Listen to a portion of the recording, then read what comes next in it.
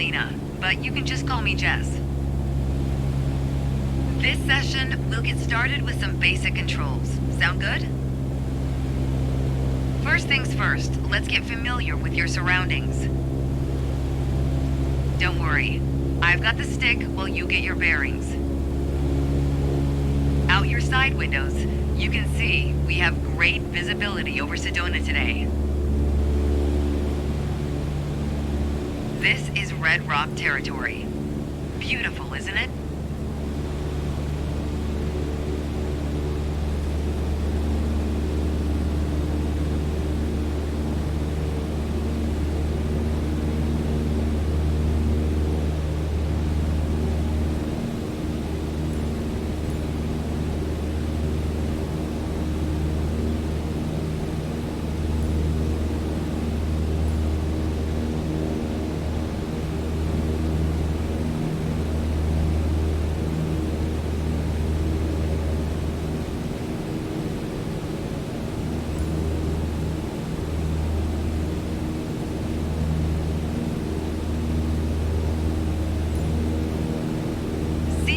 Spot the Sedona Airport. The runway should be a pretty easy landmark to find.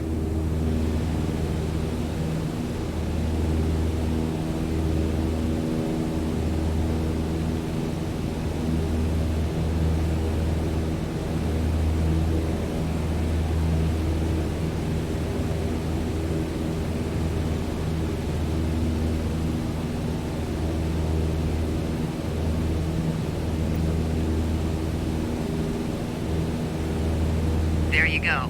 Visual confirmation on the airport. Now that we're oriented, it's your turn. Time to fly this bird. The first control on our training list is the yoke. I still remember my first instructor saying the yoke is like a steering wheel. Almost. Sure, you can turn, but you can also pitch. For starters, it controls the ailerons. And the ailerons, they allow the plane to roll and bank into turns. Go ahead and try rolling to the right. Nice. Now let's see you level back out.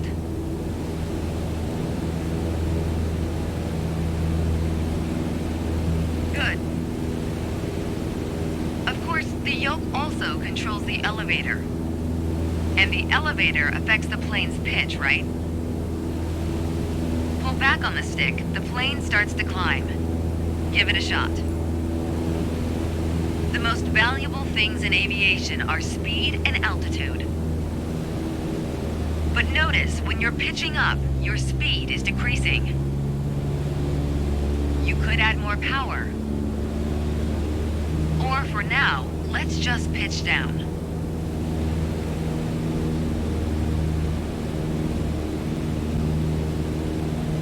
Just like that, your speed's picking up again as the nose pitches down. As you level back out, let's talk about another control, the rudders at your feet. Rudder pedals control the aircraft's side-to-side movement, also known as yaw. On the ground, those pedals are going to steer the plane left or right. Up here, they properly align us during turns. Try them out, and watch the plane's nose skew to either side. Simple enough, right? Before we go on, let's bring the plane back to straight-up flight. Make sure your dashboard is aligned 3 to 4 inches below the horizon for a cruise attitude. Okay, the last thing we're gonna cover now is the throttle. If you have the need for speed, then the throttle's for you. Full control over the power output of the engine. Let's see what happens when you cut all the power. Surprise, surprise, our altitude is decreasing. This might be a good time for a piloting PSA. Always keep an eye on your surroundings, because nobody likes a low-flying duck. All right, let's go ahead and throttle back up.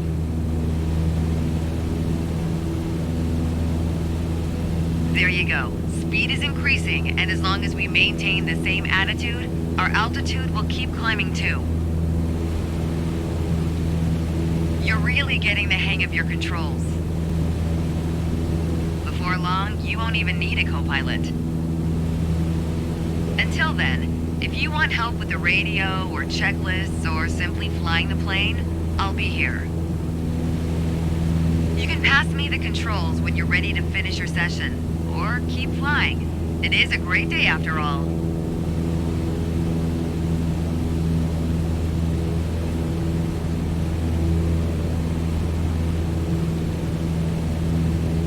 All right, I have control. Good job.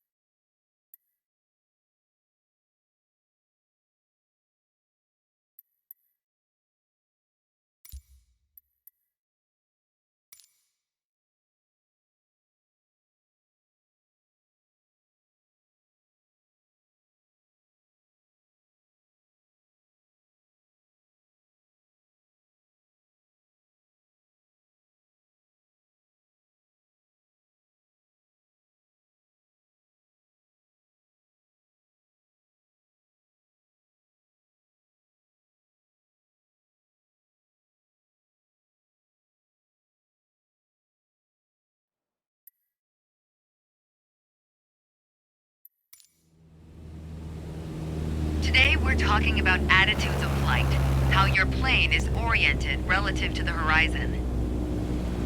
If you look outside, you can see the cockpit is just about 4 inches below the horizon line. We're flying straight with a decent rate of speed. This is the cruise attitude. Let's see how it reads on your instruments.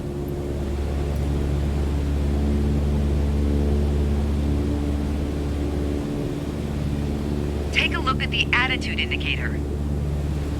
As the name implies, it shows your current attitude. The white line is the horizon, with the sky above and the ground below. That orange element in the middle, aligned with the horizon, that's your plane. Just like we saw outside, our current attitude reads pretty much straight and level. Okay, now let's see how much power the engine's generating. Check your tachometer. Looks like we're pushing around 2,300 revolutions per minute. Combined, attitude and engine RPMs translate to aircraft performance. Which leads us to your airspeed indicator. Now, last but not least, check your altimeter. To figure out your altitude, you always want to read the small needle first. That's how many thousands of feet up you are. Then on to the big needle for the hundreds. With our current attitude and power output, we're holding a speed of 90 knots and a stable altitude of 6,000 feet. But that's about to change. Take the stick when you're ready.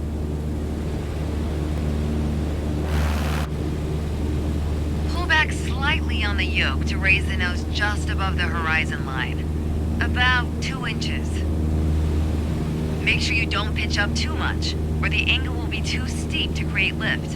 And without enough lift, we'll stall. All right, go full throttle and start climbing.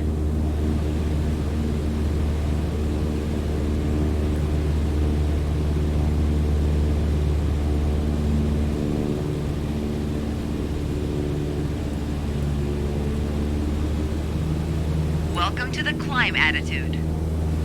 See how it shows up on your attitude indicator and tachometer? According to your altimeter, we're gaining altitude. But we're losing airspeed even at full throttle, proving you can't avoid basic physics while making a climb.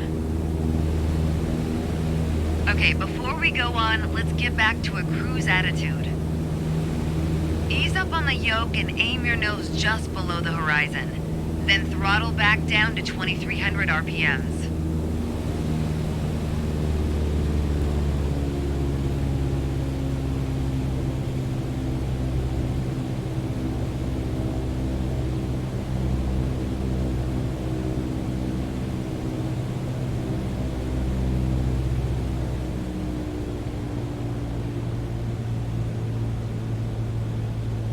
the yoke and aim your nose just below the horizon. Then throttle back down to 2300 RPMs.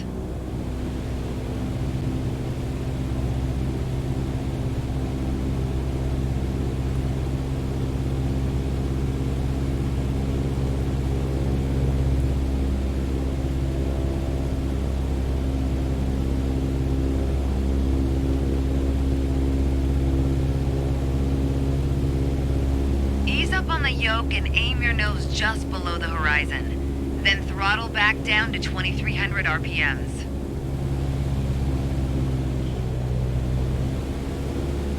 Nice job. We're now set up with the same attitude and power we had at the top of our lesson. Next up is the descent attitude. Start by reducing your RPMs to 1800. Then drop the plane's nose a bit further below the horizon.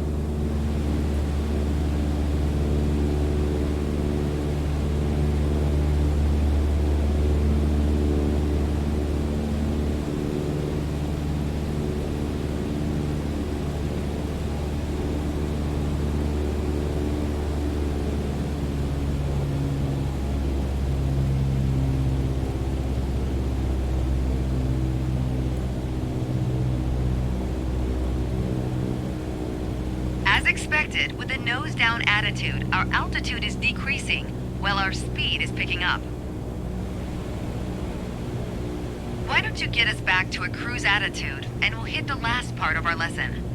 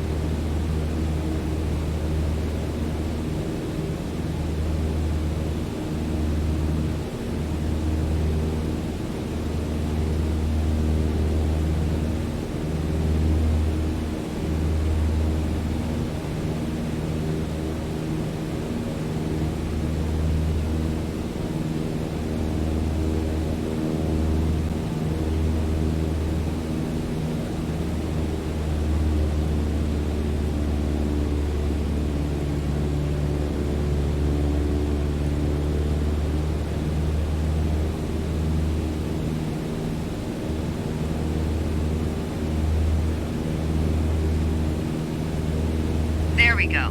Now that we know how to cruise, climb, and descend, let's talk about the turn attitude. Gently pull the yoke left or right to start rolling the plane. If you take a look outside, you can see how our attitude's changed, but you can also check your instruments for the details. As a general rule, you always want to keep your turns under 30 degrees. At the top of your attitude indicator, there's a series of notches representing 10 degrees each. Use them to control your roll. Notice the more you turn, the more you need to pull back on the yoke to maintain altitude. When you're rolling out, you'll need to do the opposite. Roll and push at the same time. The more you know about the main attitudes of flight, the closer you get to that pilot state of mind. So keep practicing. And whenever you're done, pass me the controls.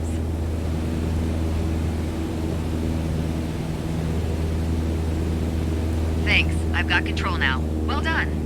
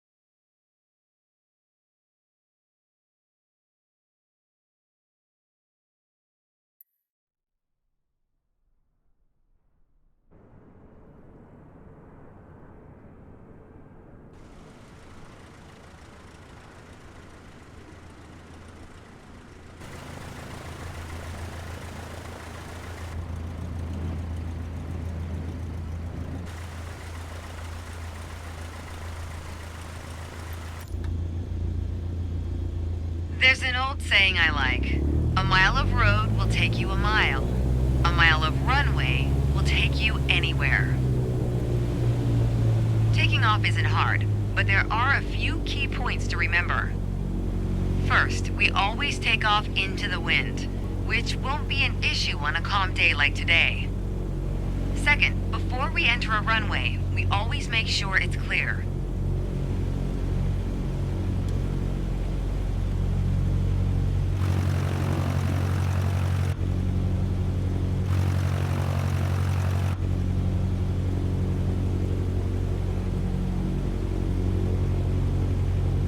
Everything looks good, no cross traffic. Go ahead and taxi into position. The rudder pedals should make steering the plane pretty easy.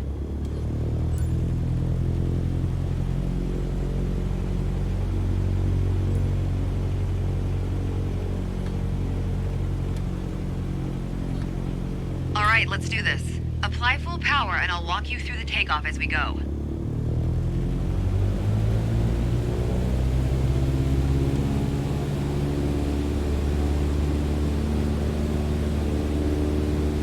Use your rudders to stay on the center line and keep pushing power until you reach 55 knots.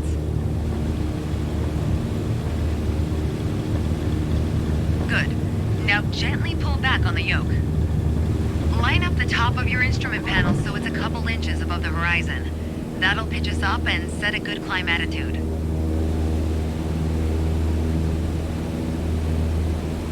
And we're airborne. Focus on flying straight. Use your rudders to keep the runway heading of 210 degrees.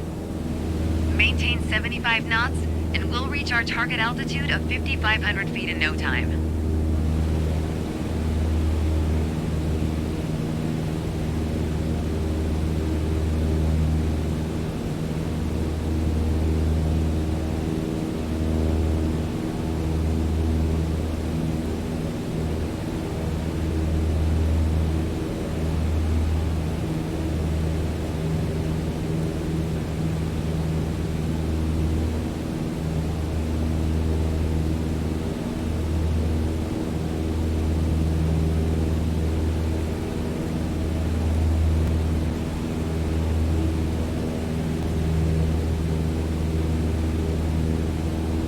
Ah, 5,500 feet. A nice, safe altitude for part 2 of our lesson.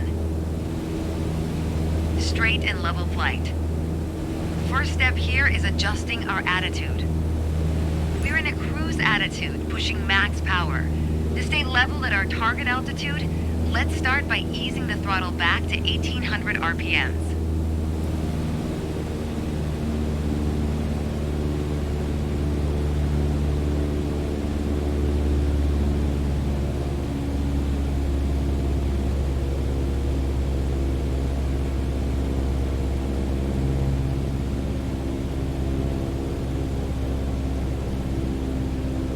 Probably noticed, to maintain altitude, you need to pitch the nose up. You could just keep pulling on the yoke to hold steady, but that's not really a precise means of control. Probably better to adjust your trim wheel until you don't need to push or pull on the yoke. Drag the trim down when you need to set the nose up. Drag it up to set the nose down. Try adding trim to keep us at 5,500 feet without increasing throttle. If you feel our pitch slipping and need to get back to the proper attitude, don't worry. Just pull on the yoke, then dial in the right trim.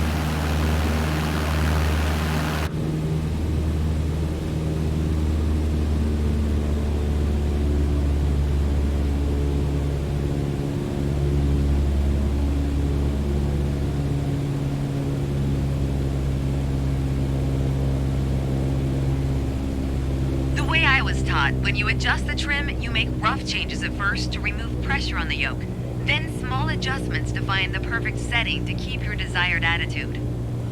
That's the key to straight and level flight.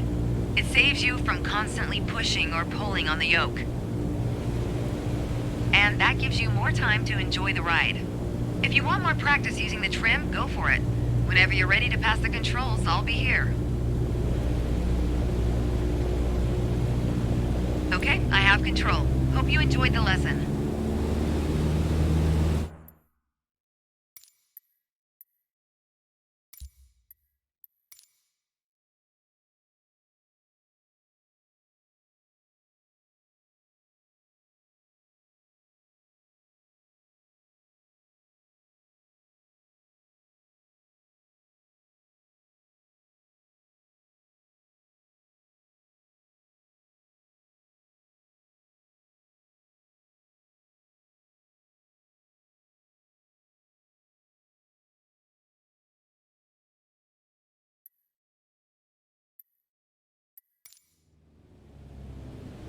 My first instructor used to say the best part of flying is landing in one piece. The man was a terminal pessimist, but he wasn't wrong. Today, you're in charge of bringing us in for a safe landing. We've got clearance for a straight-in approach, so we don't have to complete the standard traffic pattern. And I've already set us up in landing configuration, at 65 knots with 10 degrees of flaps and idle power. We're on the glide slope now. Maintain speed around 65 knots. Change your pitch if you need to, and keep your aim point on the runway number. When you're targeting the runway number, you want to keep it steady in your sights.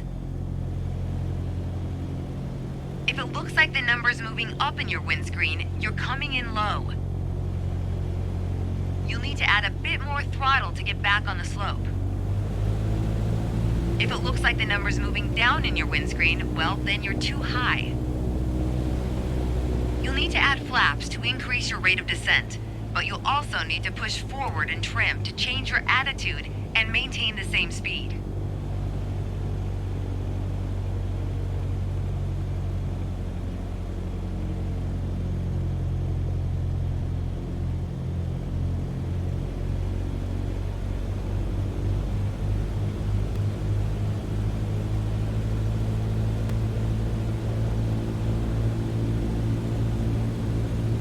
Keep your aim point on the runway threshold.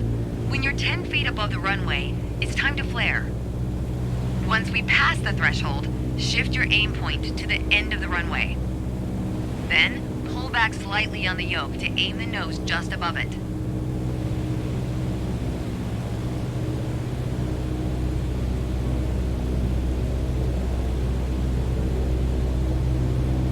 Okay, we're past the threshold. Start the flare.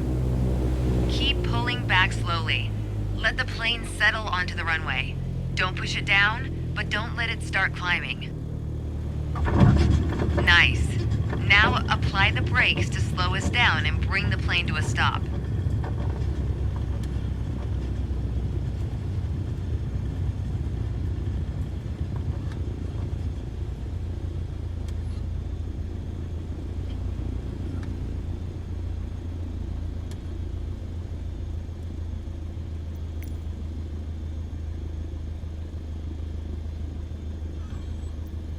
Great job. As they say, any landing you can walk away from is a good landing. But if you can use the plane the next day, it's outstanding. Landings can be hard, even for seasoned pilots. Trust me, don't hesitate to practice. After all, that's what we're here for, right?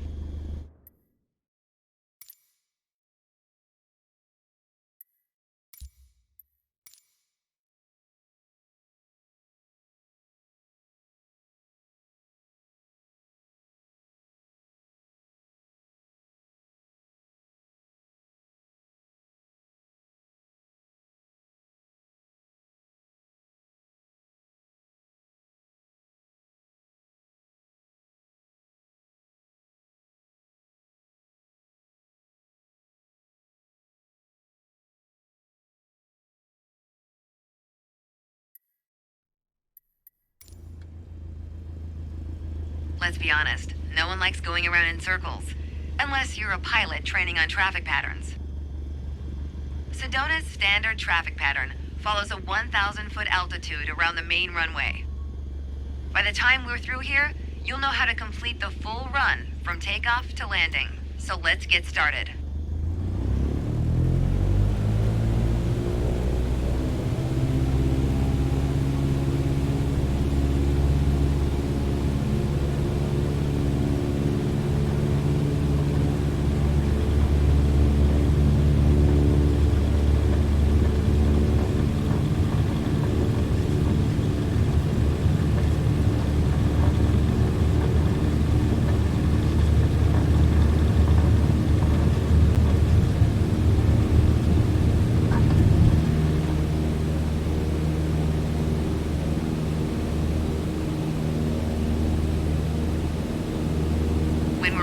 Keep us aligned with the runway and climb to 5,400 feet.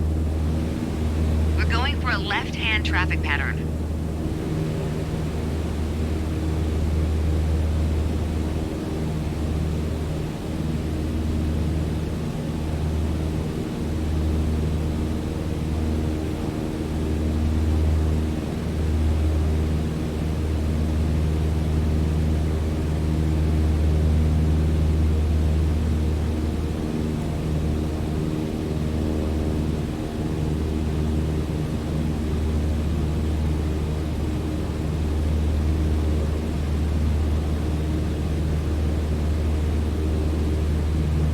Once we reach altitude, you're gonna start turning left 90 degrees toward a 122-degree heading.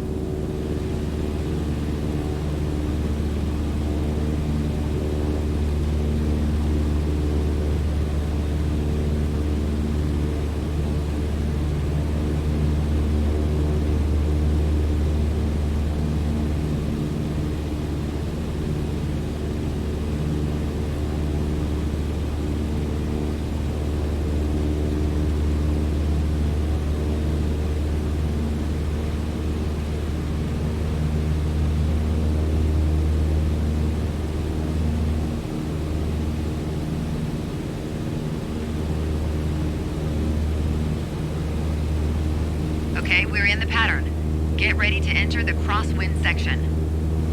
Good. Keep going till you reach the traffic pattern altitude of 5,700 feet. Ready to make your left turn downwind? When the runway appears at the halfway point of your wing strut, you'll know you're at a good glide distance.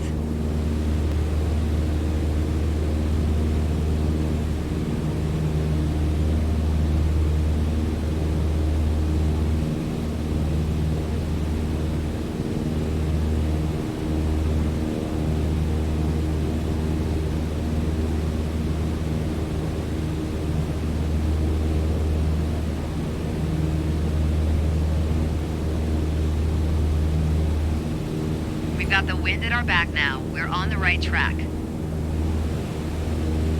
Lower your nose to a cruise attitude and reduce power to 2,100 RPMs. Once your speed is in the white arc, add 10 degrees of flaps to prep us for landing. Now's not a bad time to check if the runway is looking good. And, it probably goes without saying, always watch out for other planes entering or exiting the pattern.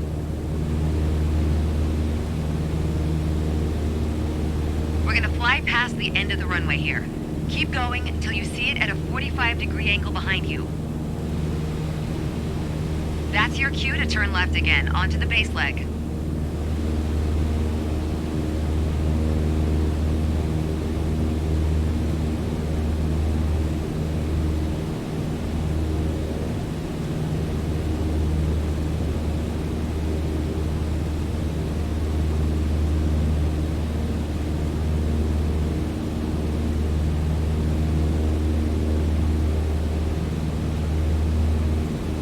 Reduce power to idle to start losing altitude and maintain cruise attitude. Keep an eye on the runway as we get ready for our final turn. That'll also keep our speed around 65 knots.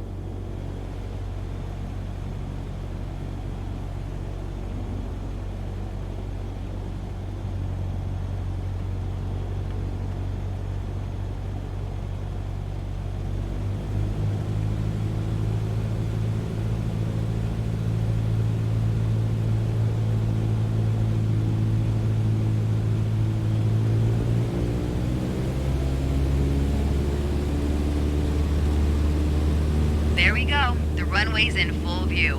Make sure to keep the plane centered on approach.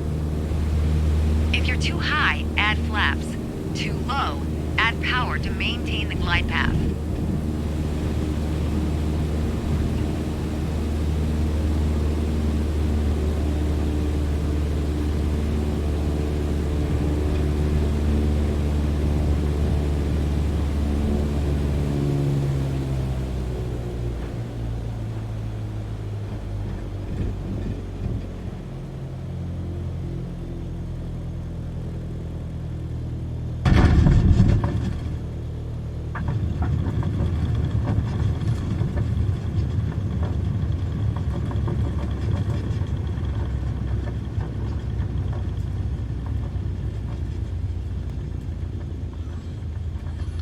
Way to stick the landing. Now, just apply the brakes to slow your roll.